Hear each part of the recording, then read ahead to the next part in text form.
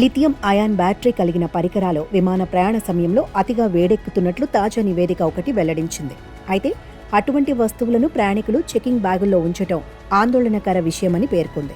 ఇటువంటి ఘటనలు అరుదుగా సంభవించే అవకాశం ఉన్నప్పటికీ ఈ మధ్య కాలంలో ఈ తరహా ఘటనల్లో 28% పెరుగుదల కనిపించినట్లు భద్రతా ప్రమాణాల సంస్థ యుఎల్ స్టాండర్డ్స్ తాజా నివేదికలో పేర్కొంది. లిథియం అయాన్ బ్యాటరీ అనేది మళ్లీ రీఛార్జ్ చేసుకోగల బ్యాటరీ. వీటిని సాధారణంగా తేలికపాటి ఎలక్ట్రానిక్ పరికరాలు, ఎలక్ట్రిక్ వాహనాల్లో ఎక్కువగా ఉపయోగిస్తారు. సైన్యం అవసరాల్లోనూ వీటి అవసరం బాగా పెరుగుతోంది. మొదటి లిథియం అయాన్ ప్రోటోటైప్ బ్యాటరీని 1985లో అకీరా యోషినో కనుగొన్నాడు. కాలం గడిచే కొద్దీ వాతావరణ మార్పు మరియు గ్లోబల్ వార్మింగ్ ప్రభావం మరింత స్పష్టంగా కనబడుతోంది. భారత వాతావరణ శాఖ నివేదిక ప్రకారం భారతదేశంలోని 60% లేదా 22 రాష్ట్రాలు మరియు కేంద్రపాలిత ప్రాంతాలలో సాధారణం కంటే ఎక్కువ గరిష్ట ఉష్ణోగ్రతలు నమోదయ్యాయి.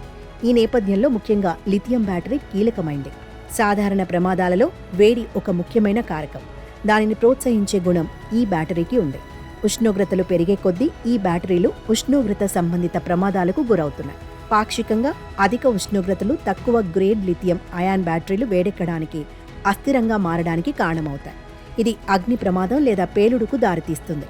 విమానాలలో ఈ మధ్య ఈ బ్యాటరీల వల్ల అగ్ని ప్రమాదాలు బాగా పెరిగిపోయాయి. అందుకే వీటి వినియోగంపై హెచ్చరికలు జారీ అవుతున్నాయి. ఈ బ్యాటరీల్లో శక్తి సాంద్రత ఎక్కువగా ఉండి తక్కువ మెమరీ ఎఫెక్ట్, వాడకపోయినా దానంతటా అదే డిశ్చార్జ్ అయ్యే స్వభావం తక్కువగా కలిగి ఉంటాయి. కానీ ఇవి మండే స్వభావం కలిగిన ఎలక్ట్రోలైట్లు కలిగి ఉండటం వలన ఒక్కోసారి ప్రమాదకరంగా పరిణమించవచ్చు. ఈ బ్యాటరీలు పాడైనా లేదా సరైన పద్ధతుల్లో ఛార్జింగ్ చేయకపోయినా మండిపోవచ్చు లేదా పేలిపోవచ్చు. ప్రముఖ ఎలక్ట్రానిక్ ఉత్పత్తుల సంస్థ శాంసంగ్ తన గెలాక్సీ నోట్ 7 ఉత్పత్తులను ఈ బ్యాటరీ సమస్యల వల్ల రీకాల్ చేయవలసిన అవసరం ఏర్పడింది. అలాగే బోయింగ్ 787 విమానాల్లో కూడా ఈ బ్యాటరీలకు సంబంధించిన పలు దుర్ఘటనలు జరిగాయి.